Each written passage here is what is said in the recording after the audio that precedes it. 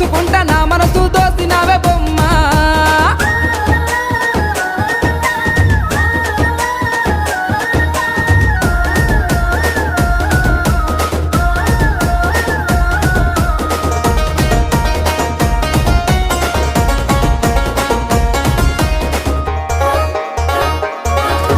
నింగిలోని సుక్కల్ని తెంపుకొని వచ్చి సుక్కలన్నీ కుప్పబోసి బొమ్మను జెక్కితే